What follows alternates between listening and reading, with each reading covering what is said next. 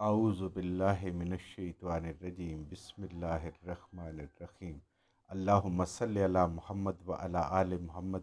अल्लाह जल्ला शानू का बेहिसाब करम एहसान उस ज़ात का कि जिसने एक दफ़ा फिर कुरान मजीद समझने के लिए यहाँ पे हमें इकट्ठा कर दिया। आज हम इंशाअल्लाह 7वां पारा सूरह अल अनाम की आयत नंबर 19 से अपना सबक शुरू करेंगे। अऊज़ु बिल्लाहि मिनश्शैतानिर्रजीम बिस्मिल्लाहिर्रहमानिर्रहीम कुल अय्यु शैइन अकबरु शहादा कुलिल्लाह शहीदम बैनी व बैनकुम व ऊहिया इलैया हाज़ल क़ुरआन लिउन्ज़िरा बिही मन बलग अइन्नकुम लतशहदून अन्न मअल्लाहि आलिहतन उख़रा कुल ला अशहद कुल इन्नमा इलाहुम कुल इन्नमा हुवा इलाहुम वाहिदुम व इन्ननी बरीउम मिम्मा तुशरिकून। नबी करीम सल्लल्लाहु अलैहि वसल्लम की नबुव्वत का मुशरिकीन इनकार करते थे, यकीन नहीं करते थे, या उनका दिल यकीन नहीं बैठता था।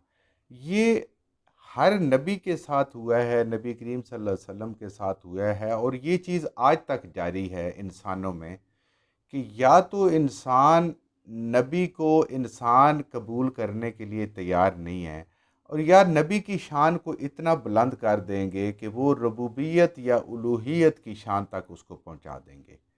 ये बीच वाला रास्ता अपने बराबर का, यानी इंसानों में से, बराबर से मुराद है कि इंसानों में से, वैसे तो अंबिया के रुतबे जो जो बुलंद तरीन होते हैं, यानी अगर अशरफुल मखलूक़ात इंसान बना तो इन अंबिया के किरदार और इन अंबिया की तालीमात की वजह से बना, जो इल्म अल्लाह ने इन अंबिया के ज़रिए से अता किया। तो एक इंसान की हैसियत से वो उनके लिए, इंसानों के लिए काबिल कबूल नहीं होता कि हमारे साथ ही चलता फिरता उठता बैठता रिश्तेदारियाँ सारा कुछ, तो ये अचानक इसने नबूवत का ऐलान कैसे कर दिया। तो ये बहुत सारे लोगों के लिए ये चीज़ हज़म करना मुश्किल हो जाती है। चे जाए कि जिसके दिल में अल्लाह ताला अपना फजल डाल दे, अपना करम डाल दे। तो यही उनके साथ भी मसला था कि वो नबी करीम सल्लल्लाहु अलैहि वसल्लम को कहते थे कि हम आपको कैसे नबी मान लें। आज भी देखें बहुत सारे मुसलमानों में भी ऐसे मिलेंगे कि जो नबी करीम सल्लल्लाहु अलैहि वसल्लम की उस शान को नहीं पहचानते जो अल्लाह ताला कुरान में आपकी शान बयान फरमाते हैं, या जो नबी करीम सल्लल्लाहु अलैहि वसल्लम अपनी मुबारक हदीसों के ज़रिए से अल्लाह के हुक्म से बयान फरमाते हैं।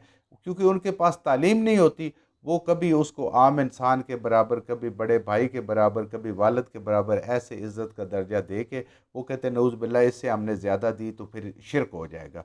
तो वो तौहीद का इस तरीके से बयान करते हैं कि नबी की शान घटाने के लिए, और कुछ लोग आज भी ऐसे हैं कि वो नबी की शान ऐसे बयान करते हैं कि उसको तौहीद के हिस्सेदार बना देते हैं। तो जब इंसान कुरान पढ़ता है, समझता है, अल्लाह ताला उसकी रहनुमाई फरमाता है, तो फिर अल्लाह की तौहीद भी समझ आती है, अंबिया की शान भी समझ आती है। तो अब चूंकि ये कुरान तो पढ़ते नहीं थे, कुरान से दूर थे, तो वो बात हो रही है कि वो मुशरिकीन आपको नबी बनाने के लिए वो कहते हैं हमें कोई गवाही चाहिए। कभी कहते थे कोई फरिश्ता आके गवाही दे, कभी कहते थे आपके लिए बागात हों। जैसे जैसे इंशाल्लाह हम आगे जाएंगे वो सारे जिक्र आते जाएंगे, क्योंकि उनके ज़हन में दुनियादारी थी और वो चाहते थे कि दुनिया का जो सबसे बुलंद मर्तबा ज़ाहिरन जो बुलंद नज़र आ रहा है उसको अल्लाह ताला को नबी बनाना चाहिए, न कि उसको कि जिसकी कोई बात ही ना होने। उसकी तो सारी बात सुनेंगे, उसकी तो महफिलें हैं, मजलिसें हैं, उसके तो दारे आबाद हैं, उसके तो हुजरे आबाद हैं। तो वही बात है कि यहाँ पे भी वो कहते हैं जी हमें कोई गवाह चाहिए। तो अल्लाह ताला उसका जवाब दे रहे हैं, कुल ए अल्लाह के नबी मोहम्मद रसूलुल्लाह सल्लल्लाहु अलैहि वसल्लम आप फरमा दें, अय्यु शैइन कौन सी चीज़ बड़ी है, अकबरो कौन सी चीज़ बड़ी है, शहादतन शहादत में। इनसे पूछें कि सबसे बड़ी शहादत देने वाली हस्ती, सबसे बड़ी हस्ती कौन हो सकती है। फिर अल्लाह खुद ही कहते हैं, खुद जवाब देते हैं मेरे हबीब के ये, कुल्लिल्लाह अल्लाह, क्योंकि अल्लाह सबसे बड़े हैं तो इसलिए अल्लाह की शहादत भी सबसे बड़ी है। इंसान की अगर शहादत हम लें, भूल चूक 100 मसाइल उसके साथ हो जाते हैं, कई अबहाम उसको हो जाते हैं, लेकिन अल्लाह के यहाँ ये सारी चीज़ें, अल्लाह ताला इन चीज़ों से पाक और मुबर्रा हैं कि कहीं पे कोई उनके कोई भूल चूक, कोई गलती, कोई अबहाम किसी जगह, हर चीज़ बिल्कुल वाज़ेह आपको पता है। تو اس سے بڑا کوئی گواہ ہو نہیں سکتا۔ تو اللہ فرما رہے ہیں کہ گواہ ہیں، کل اللہ کی گواہی سب سے بڑی گواہی ہے۔ جب اللہ کی گواہی سب سے بڑی ہے تو پھر شہیدم بینی و بینکم، تو وہی سب سے بڑا گواہ ہے میرے درمیان اور تمہارے درمیان۔ میری نبوت اور رسالت اللہ نے مجھے عطا فرمائی، اور اس کے سب سے بڑے گواہ بھی خود اللہ تعالیٰ ہیں۔ یعنی دیکھیں، اپنے حبیب صلی اللہ علیہ وآلہ وسلم کی نبوت اور رسالت کی گواہی دینے کے لیے خود اللہ جو ہے وہ گواہ بن گئے۔ اللہ تعالیٰ کی گواہی سے بڑی کوئی گواہی نہیں۔ اب اگر کوئی نہیں مانے گا تو اس کی بدبختی کے علاوہ اور بد نصیبی کے علاوہ اور کچھ نہیں کہا جا سکتا، کیونکہ اللہ کو تو وہ بھی مانتے تھے۔ تو اللہ کے بارے میں تو کوئی جھوٹی بات اتنی بڑی نہیں کر سکتا، تو نبی سے تو کچھ گناہ والی بات جو ہے وہ سوچی بھی نہیں جا سکتی انسان کی، انسان دائرہ اسلام سے خارج ہو جاتا ہے۔ وَأُوحِيَ إِلَيَّ، اب اس گواہی کے بعد اللہ کے حبیب صلی اللہ علیہ وسلم فرما رہے ہیں وحی کی گئی ہے، اللہ نے بھیجا ہے، جس طریقے سے اللہ نے چاہا۔ خفیہ اشارے کو وحی کہتے ہیں، خواہ فرشتے کے ذریعے سے خواب سے ہو، لیکن یہ فرشتے سے منسوب ہے، اللہ کی کتابیں اللہ کے فرشتے رائے ہیں جبریل امین صاحب کے لیے۔ میری طرف بھی وحی کی گئی ہے، کون سی؟ حاذ القرآن، یہ قرآن جو تو میں پڑھ کے میں سنا رہا ہوں، یہ میرا اپنا نہیں ہے، یہ میری طرف جو میرا رب وحی کرتا ہے وہ میں اسی طرح تمہارے تک پہنچا دیتا ہوں، یہ میری ذمہ داری ہے۔ اور اس قرآن سے میں نے کیا کرنا ہے؟ قرآن ہمیں کیا سکھاتا ہے؟ لِأُنذِرَكُمْ بِهِ، تاکہ میں تمہیں ڈراؤں، خبردار کروں، بِهِ، اس قرآن کے ساتھ، تمہیں برے انجام سے، آنے والا جو وقت ہے اس سے خبردار کروں۔ یہی ڈرانا، یہی خبردار کرنا، یہ منصب نبوت ہے سب انبیاء کا، اور امام الانبیاء صلی اللہ علیہ وآلہ وسلم کا بھی۔ اور یہی قرآن کا مقصد ہے، اور یہی سب کتابوں کا مقصد ہے کہ لوگوں کو اس آخرت کے برے انجام سے بچانا، اس سے خبردار کرنا۔ کیوں؟ کہ سب کو بتاؤں اس قرآن کے ذریعے سے کہ میرا رب کہہ رہا ہے، میں اپنی طرف سے نہیں کہہ رہا، یہ قرآن کہہ رہا ہے کہ تم نے انسان واپس جانا ہے، اپنے اللہ کے حضور پیش ہونا ہے، تو نے اپنے اللہ کے حضور تو نے امتحان کا وہاں نتیجہ سنتا ہے، جو اس دنیا میں تو نے زندگی گزاری ہے، اور وہاں تیری پوچھ ہونی ہے، اور اس پوچھ پہ فیصلے ہونے ہیں۔ وہ بڑا مشکل دن ہے، وہ بڑا سخت دن ہے، وہ بڑی سخت گھڑیاں ہیں، اور آگے کی انسان کی زندگی جب ختم ہوگی منزلیں بڑی مشکل ہیں، یہ ڈرانا ہے تجھے۔ آج اگر ہم تھوڑا سا غور کریں تو قرآن صرف اس ایک مقصد کے لیے ہی استعمال نہیں ہو رہا، ڈرانے کے لیے، باقی ہر مقصد کے لیے استعمال ہو رہا ہے۔ اللہ اکبر! ہم قسمیں اٹھانے کے یہ کام آتا ہے، جن بھوت بگانے کے یہ کام آتا ہے، برکت کے لیے اس کو پڑھا جاتا ہے، ختم کیے جاتے ہیں، دلہنوں کو اس کے نیچے سے گزارا جاتا ہے ان کی رخصتی کے لیے۔ قرآن خوانیاں انفرادی اور اجتماعی ہو رہی ہیں۔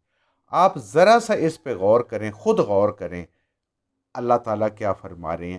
ان میں سے کسی جگہ بھی قرآن کی کوئی ڈرانے کی بات ہو رہی ہے، کوئی انذار کی بات ہو رہی ہے کہ جس سے قرآن کا ڈر آئے گی؟ جتنے کام ہم کرتے ہیں آج، ہمارا دنیا پہ اتنا یقین ہے کہ اگر کسی جگہ خبروں میں کہیں پہ یہ بات آ جائے کہ فلاں جگہ سیلاب آ رہا ہے، جیسے پچھلے دنوں ہمارے ملک میں بھی تھا، کراچی میں اور ٹھٹھا میں اور بدی، اس سارے علاقے میں، تو لوگ وہاں سے نقل مکانی کر کے دوسری جگہ چلے جاتے ہیں کہ کہیں تباہی بربادی نہ ہو جائے، یا اگر کچھ تھوڑا بہت نقصان ہوتا ہے تو لیکن زیادہ تر ہم بچا لیں، جانیں بچا لیں کم از کم اپنی، کل یہ ساری چیزیں پھر بن جائیں گی۔ اور آئے دن دنیا میں اس طرح کی چیزیں آتی رہتی ہیں، اور لوگ اس کو اتنا سنجیدگی سے لیتے ہیں کہ لوگ وہاں سے شفٹ بھی ہو جاتے ہیں، گھر بھی چھوڑ دیتے ہیں، ساری چیزیں کرتے ہیں۔